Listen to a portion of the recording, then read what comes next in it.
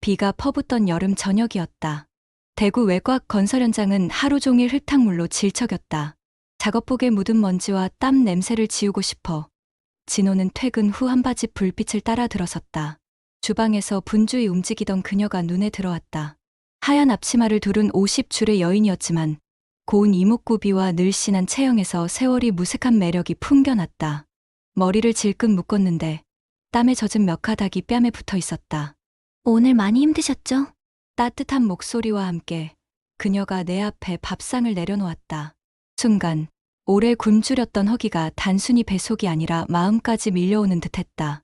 주말 부부로 지내며 쌓인 외로움이 그녀의 눈빛 하나에 무너져 내리고 있었다.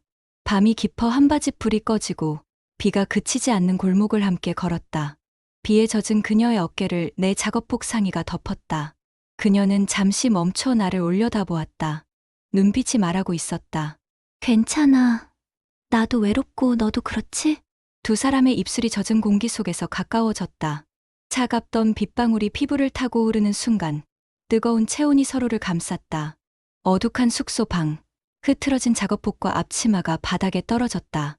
창문 너머로 빗줄기가 여전히 세차게 내리고 있었지만 방 안은 숨결로 뜨겁게 차올랐다. 그날 밤, 진호는 처음으로 다시 살아있음을 느꼈다. 그리고 그녀도 오래 묵혀온 갈증을 그와 함께 태워버리고 있었다. 안녕하세요. 나의 비밀 이야기입니다. 먼저 저희 영상을 클릭해주셔서 감사합니다. 구독과 좋아요는 무료인 거 아시죠? 아직 구독과 좋아요를 클릭하지 않으셨다면 클릭 부탁드립니다. 그럼 오늘의 이야기 들려드릴게요. 진호는 새벽 알람 소리에 몸을 일으켰다. 6평 남짓한 숙소 방 안, 쇠파이프와 합판으로 급히 맞춰 만든 침대가 삐걱였다. 습기 찬 공기가 무겁게 내려앉아 있었다. 창문을 열자 먼지 섞인 바람이 밀려들었다. 씻을 틈도 없이 작업복을 걸치고 현장으로 나갔다. 해가 뜨기 전 이미 수십 명의 노동자들이 철근을 옮기고 거대한 크레인이 하늘을 가르며 움직이고 있었다. 두꺼운 장갑을 낀 손은 늘 상처투성이었고 허리는 날마다 무겁게 내려앉았다. 김 반장, 오늘도 철근 쪽 맡아주쇼. 현장 소장의 말에 그는 무심히 고개를 끄덕였다. 말 대신 몸으로 답하는 게 이곳의 규칙이었다. 점심시간이 되자 모두들 한바집으로 몰려갔다. 허겁지겁 밥을 퍼 담고 자리를 채우는 사람들 속에서 진호는 늘 한쪽 구석에 앉았다. 그때 그녀가 다가왔다. 진호 씨, 고추장찌개 좋아한다 했지? 오늘은 좀 칼칼하게 끓여봤어. 밥그릇 옆에 국그릇을 내려놓으며 그녀가 작은 미소를 지었다. 그 미소 하나에 흙먼지 가득했던 하루가 단번에 씻겨 내려가는 기분이었다. 진호는 숟가락을 들다 멈췄다. 이모님, 제 이름 어떻게 아셨어요? 몰라서야. 매일 오는 사람 이름쯤은 다 외우지. 그녀는 태연하게 대답했지만 눈빛은 오래전부터 그를 바라보고 있었던 것처럼 따뜻했다. 그 순간 진호는 알 수 없는 안도감을 느꼈다.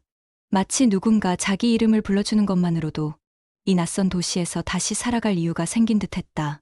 퇴근 후 저녁, 다시 한바집에 들렀을 때였다. 밖은 또 빗방울이 굵게 쏟아지고 있었다.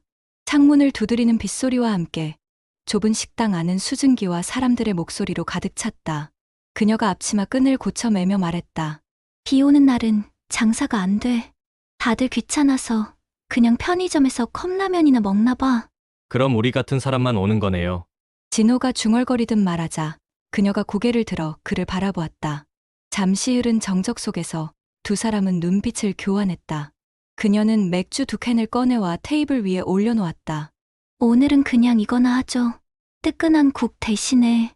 진호는 그 말을 들으며 처음으로 그녀와 단둘이 마주 앉게 되었다. 캔을 따는 소리가 빗소리와 섞였다. 탄산 거품이 흘러내리자 그녀는 손수건으로 닦아내며 웃었다. 나 원래 술 잘 못하는데 비 오는 날은 왠지 마시고 싶더라고. 저도 그래요. 비 오는 날 술이 제일 맛있잖아요. 잔을 부딪히는 소리, 그리고 잠깐 스친 손끝의 감촉. 그 작은 접촉 하나가 진호의 가슴을 요동치게 만들었다. 아침부터 먹구름이 낮게 깔려 있었다. 비는 쉴 틈 없이 퍼부었고 현장 곳곳은 물바다였다. 크레인은 멈췄고 인부들은 하나둘 작업복을 벗고 숙소로 돌아갔다. 오늘은 휴무다. 소장의 외침이 들리자 모두가 안도의 한숨을 내쉬었다. 진호 역시 젖은 신발을 벗고 한바집으로 향했다. 평소라면 점심시간에 북적일 식당은 오늘따라 텅 비어 있었다. 유일하게 불이 켜진 주방 안에서 그녀가 비닐 장화를 벗으며 말했다. 아, 오늘 같은 날은 손님 없지. 그냥 쉴까 했는데. 그래도 혹시 누가 올까 싶어 문은 열어놨네. 진호는 미소를 지으며 고개를 끄덕였다. 잘했네요. 저라도 이렇게 와서 앉아 있잖아요. 그녀는 웃으며 냉장고를 열었다. 소주 한 병, 파전 한 접시. 비 오는 날은 이게 딱이지. 같이 할래요? 진호는 잠시 망설이다가 고개를 끄덕였다. 주말 부부로 지내는 동안 그는 아내와 통화할 때조차 늘 짧았다. 잘 지내? 애들은? 응, 괜찮아. 당신도 건강 챙겨. 그뿐이었다. 따뜻한 말 한마디가 사라진 지 오래였다. 하지만 지금 눈앞에 그녀는 따뜻한 눈빛으로 그를 바라보고 있었다. 테이블 위에 놓인 파전은 가부쳐져 고소한 냄새를 풍겼다. 지글지글 소리가 아직 남아 있었고 김이 피어오르는 그 위로 소주잔이 채워졌다. 짠. 그녀가 잔을 들어 올렸다. 잔이 부딪히는 소리와 동시에 빗소리가 더 굵어졌다. 첫 잔을 넘기자 속이 뜨겁게 데워졌다. 진호는 무심히 물었다. 이모님은 혼자세요? 응. 오래됐어. 남편이 떠난 지도, 애들이 집을 떠난 지도. 이제는 그냥 밥 해주면서 사는 거지. 말끝은 담담했지만 눈빛은 허전했다. 그녀가 젓가락으로 파전 한 조각을 집어 진호 앞에 올려놓았다. 진호 씨는? 아내는 잘 지내? 잘 지내겠죠. 나 없어도 잘 사는 것 같더라고요. 말은 태연하게 했지만 가슴 한쪽이 시리게 저려왔다. 잠시 정적이 흘렀다. 바깥에서는 천둥이 울리고 창문을 두드리는 빗방울이 더 거세졌다. 그녀가 소주잔을 다시 채우며 말했다. 비 오는 날은 혼자 먹는 술이 제일 서러워. 이렇게 같이 있어주니 고맙네. 그 순간 진호의 시선이 그녀의 손등에 멈췄다. 세월이 묻어있는 손, 하지만 여전히 곱고 따뜻한 손. 그는 무심코 자기 손을 그 위에 올렸다. 그녀가 놀란 듯 눈을 들었지만 이내 피하지 않았다. 오히려 손끝이 살짝 떨리며 그의 손을 꼭 잡았다. 술은 조금씩 두 사람을 풀어냈다. 이야기는 길어지고 웃음은 잦아졌다. 그녀의 눈가에 잡힌 웃음 주름조차 예뻐 보였다. 진호 씨, 사람은 말이야 다 외로움 때문에 살아가는 것 같아. 외로움 때문에? 응, 외로움이 없으면 사랑도 못 느끼고 눈물도 안 나지 않겠어? 그녀의 말이 빗소리보다도 깊게 가슴속에 스며들었다. 진호는 순간 이 여인 앞에서는 더 이상 가장일 필요도 노동자일 필요도 없다는 걸 깨달았다. 그냥 외로운 남자일 뿐, 그리고 그녀는 외로운 여자일 뿐이었다. 그들은 그렇게 한참 동안 마주 앉아 있었다. 소주잔이 몇 번을 돌고 파전은 식어갔지만 두 사람의 눈빛은 식지 않았다. 밤이 되어 비는 여전히 내리고 있었다. 둘은 나란히 식당 불을 끄고 나왔다. 빗줄기 속에서 우산 하나를 함께 쓰며 좁은 골목길을 걸었다. 그녀가 살짝 몸을 기대며 속삭였다. 이 비가 언제 그칠까? 진호는 대답 대신 그녀의 손을 더 꼭 잡았다. 그 손끝의 떨림은 이미 모든 대답이 되어 있었다. 다음 날 아침, 비가 그친 현장은 다시 소란스러웠다. 철근이 쏟아지고 크레인이 다시 하늘을 가르며 움직였다. 모두가 평소처럼 일하는 듯했지만 진호의 마음은 전날 밤 우산 아래에서 맞잡았던 손길에 여전히 머물러 있었다. 그녀와의 순간이 꿈이 아니었음을 증명하듯 한바집으로 들어서는 순간 그녀와 눈이 마주쳤다. 짧은 순간이었지만 둘만 아는 비밀이 그 눈빛에 고스란히 담겨 있었다. 진호 씨, 오늘은 된장찌개야. 속 풀리게 끓였어.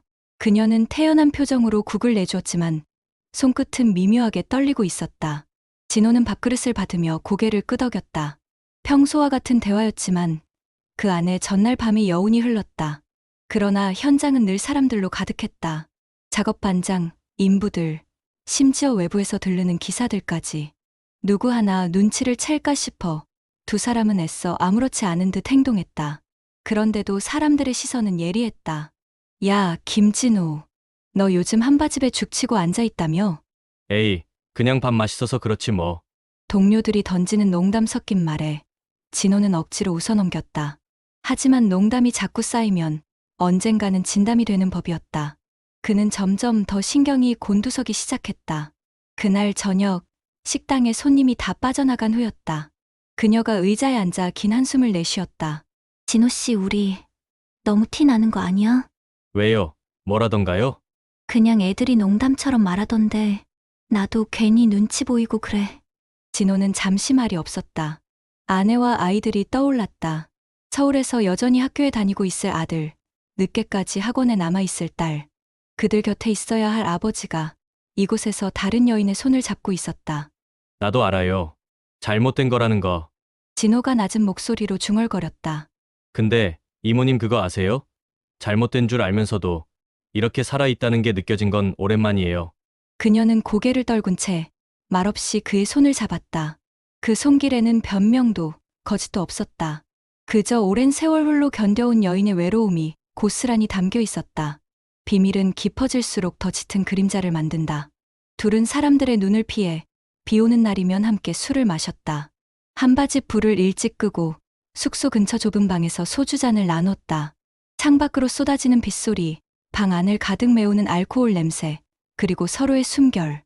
두 사람은 말없이 서로를 마주 보았다. 그녀가 잔을 내려놓으며 말했다. 진호 씨, 나도 두렵긴 해. 하지만 이렇게라도 살아있다는 걸 느끼고 싶어. 진호는 대답 대신 그녀의 얼굴을 두 손으로 감싸 쥐었다. 서로의 이마가 닿고 눈물이 섞인 듯한 뜨거운 입맞춤이 이어졌다. 하지만 그들의 시간이 깊어질수록 세상은 점점 더 좁아졌다. 동료들은 수군대기 시작했고 현장 소장의 시선도 예사롭지 않았다. 진호는 알았다. 이 관계가 오래갈 수 없다는 것을. 그러나 이별의 그림자가 드리워지는 순간에도 둘은 매번 같은 선택을 했다. 오늘만큼은 내일 생각하지 말자. 늦여름의 열기가 한풀 꺾였지만 진호의 마음은 점점 더 뜨겁게 불타올랐다. 그녀와 함께하는 밤이 쌓일수록 낮에는 더 큰 불안을 견뎌야 했다. 야, 김진호. 너 한바집 이모랑 뭐 있다며? 어느 날 점심 식사 중 동료 하나가 장난스럽게 말했다. 순간 주변 사람들이 킥킥 웃으며 숟가락을 내려놓았다. 야, 말 조심해라. 사람 있는데. 진호가 낮게 쏘아붙였지만 얼굴은 붉어졌다. 동료들은 대수롭지 않게 웃어넘겼지만 그 웃음 뒤에는 묘한 확신이 깔려 있었다. 식당 안을 정리하던 그녀 역시 대화를 들었는지 잠시 동작이 굳었다. 그녀의 뒷모습이 낯설게 느껴졌다. 진호는 젓가락을 내려놓으며 이 관계가 점점 더 위험해지고 있음을 실감했다. 그날 밤도 비가 내렸다. 비 오는 날마다 두 사람은 마치 약속이나 한 듯 소주를 나눴다. 작은 방 안, 알코올에 달아오른 얼굴, 서로 기대앉은 어깨. 그 순간 숙소 문이 벌컥 열렸다. 동료 한 명이 술에 취해 들어온 것이다. 어이, 진호, 여기 있었네? 어라, 이모님도? 순간 공기가 얼어붙었다. 진호는 황급히 자리에서 일어나 웃으며 말했다. 아, 그냥 술 한 잔 얻어먹고 있었어. 비도 오고 해서. 동료는 의심스러운 눈빛을 한번 주더니 이내 무심히 웃으며 방을 나갔다. 문이 닫히자 그녀의 손이 떨리며 잔을 부딪혔다. 우리 이제 그만해야 하는 거 아닐까? 그녀의 목소리는 두려움에 젖어 있었다. 진호는 대답하지 못했다. 머릿속에 서울집이 떠올랐다. 아내가 아이들 숙제를 챙기며 바쁘게 움직이는 모습, 아이들이 아빠 없는 식탁에 앉아 밥을 먹는 모습, 그는 이곳에서 또 다른 식탁에 앉아 다른 여인과 소주잔을 기울이고 있었다. 그 사실이 가슴을 짓눌렀다. 하지만 동시에 그녀와 함께하지 않는다면 다시 고독 속으로 빠질 것 같았다. 외로움은 단순히 시간이 흘러 사라지는 게 아니었다. 외로움은 사람을 목마르게 하고 결국 누군가를 찾게 만든다. 그녀도 마찬가지였다. 진호 씨, 나도 알아. 이게 잘못된 거라는 거. 하지만 지금 아니면 나도 누군가의 온기를 다시는 못 느낄 것 같아. 그녀의 고백에 진호는 눈을 감았다. 죄책감과 갈망이 동시에 밀려왔다. 며칠 뒤 서울에서 아내의 전화가 걸려왔다. 여보, 이번 주말엔 못 오지. 애들이 보고 싶다는데. 진호는 대답하지 못한 채 한참 동안 침묵했다. 그 순간 창밖에는 또다시 비가 내리고 있었다. 전화기 너머의 가족, 그리고 곁에서 그를 바라보는 그녀. 진호는 두 세계 사이에 서 있었다. 그녀는 담담히 말했다. 가야 할 곳이 있으면 가요. 나는 여기서 기다릴 테니까. 그 말은 이별이 아니었다. 그러나 동시에 이 관계가 언제까지 이어질 수 없음을 서로가 알고 있었다. 비가 그치지 않는 여름, 두 사람의 사랑은 뜨겁지만 위태로운 불꽃 같았다. 숨기려 할수록 더 눈에 띄고 멀리하려 할수록 더 그리워졌다. 그리고 결국 선택의 순간이 점점 다가오고 있었다. 그러던 어느 날, 늦가을 비가 다시 내렸다. 소주 한 병과 파전 한 접시, 둘은 언제나처럼 마주 앉아 잔을 기울였다.